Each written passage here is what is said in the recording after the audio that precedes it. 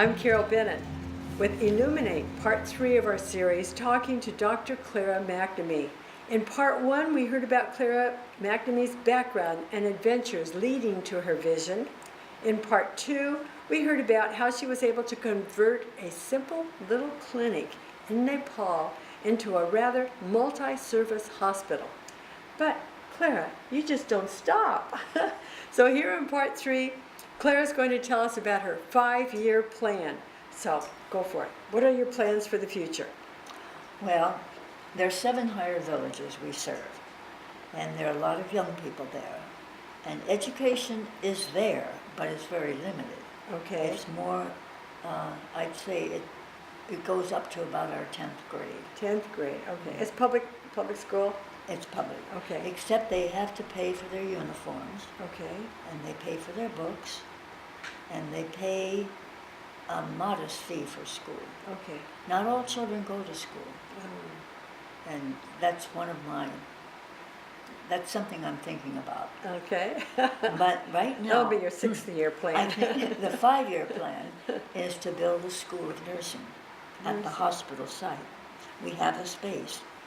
And what I'd like to do is offer it to those children in those 7 villages, the teens, Okay. to bring them down to Rajbash and train them for a year to be a doctor's assistant.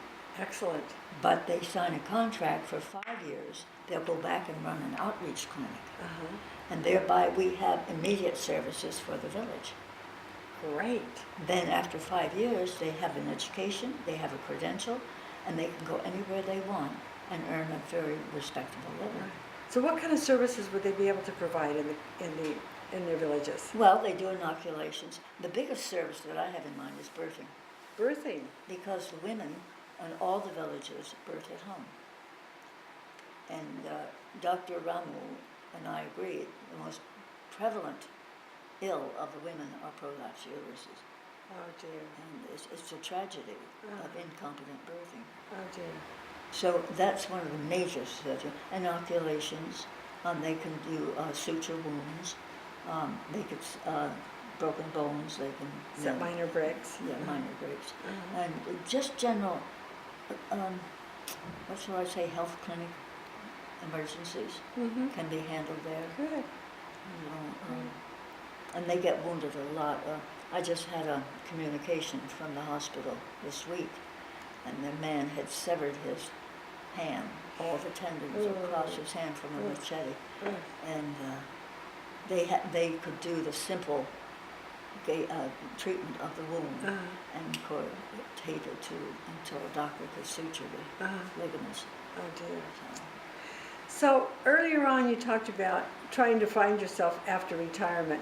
So this must be extremely satisfying to you in retirement years. You know, I don't even put myself there. It's not about me. But I'm so happy that I can be of service. Right.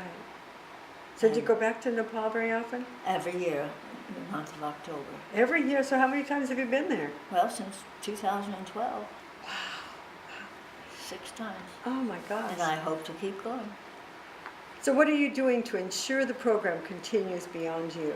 Well, I've set up a CRT, it's a charitable remainder trust, that upon my death, there will be money there to operate for many years to come. Okay. Do you have anybody willing to step up into your position to sort of oversee it, to make sure? Well, I don't really oversee it. I think we all do our share. Everybody in the group that goes, we all give our time and attention. But I tell you, it's such a joy. It's not a vacation, because we're at 12 to 13,000 feet. Yeah. And and when we do the health camps, we walk to the top of the mountains. It's called trekking. People pay money for that. Yeah, they do. That's true. Well, do you have any special heartwarming stories to share that? I have one that involves Nevada. Really? Oh, tell us about that one. Well, a friend of mine is a music teacher at San Jose Middle School in Nevada, and she has the middle school youngsters, and I'm kind of a band groupie. I love to go and hear them play, and they're amazing for their age. There's a little girl with a bari sax, and it's bigger than she is. But she asked me to come one day and tell the stories of the children in Nepal, and I did. And they said, when are you going again? And I said, as a matter of fact, I'm going next month. Ooh. So they didn't tell me anything. And then she came over to the house a week later, and she brought this whole stack of envelopes. And she said that students have all written their life story to the students Really? in Nepal because they wanted to know that they aren't different, we're all the same. Oh, sweet. And I thought, isn't that an altruistic kind of thing? And I was Yes. so pleased because there's, accepting diversity is the thing we all must learn because we're all the same. Uh-huh. We're not different. And they wrote their stories. So when I got there, before we handed out the soccer balls and the backpacks, I handed out the letters. And the kids were so excited.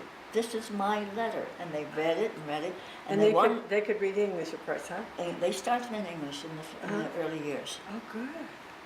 and which is very forward, I think, Yes. because dual language is so important. Right. But anyway, they decided they would make friendship bracelets out of little leather strands. The Nepal children The did. Nepal children. So when I came back, I had 41 envelopes with bracelets for every kid. Oh. And it was a good communication, because now they're aware of something outside of their world. And kids it love was to a very wear- healthy thing. Kids I love really those enjoyed it. bracelets. They do. And they're still wearing them. I They love still that. have them? Oh. Yeah, there are many heartbreaking stories. Well, I took a friend from Los Angeles with me last year, Mm-hmm. and she's a kindergarten teacher. So Okay. she went into the Lost and Found, and she took all these jackets and sweaters home and washed them, and we took them to Nepal in our suitcase. Smart.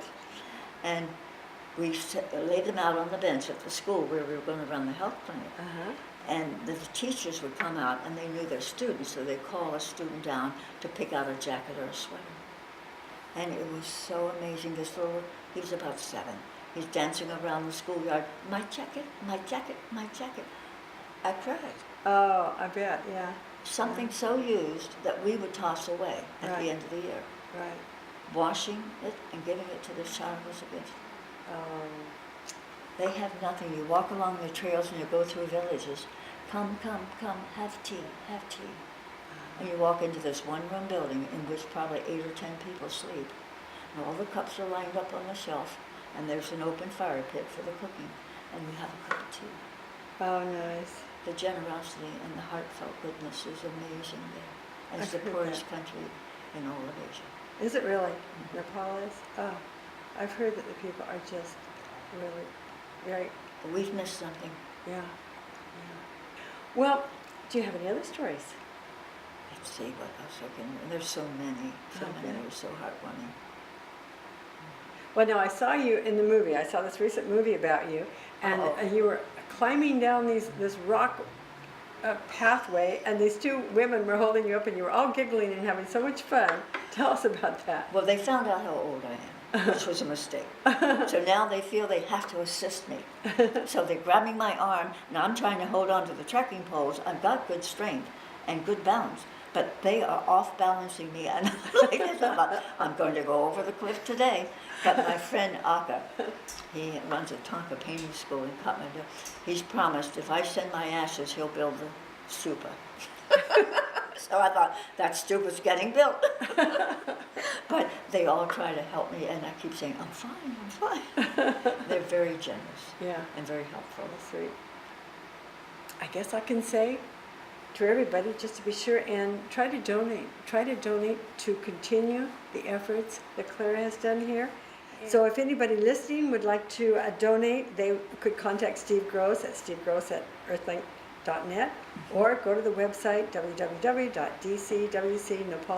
www.dcwcnepal-us.org. Yes. Thank you very much, Thank Claire, you for being so here. much. And thank the audience for watching. Thank you. Thank you very much.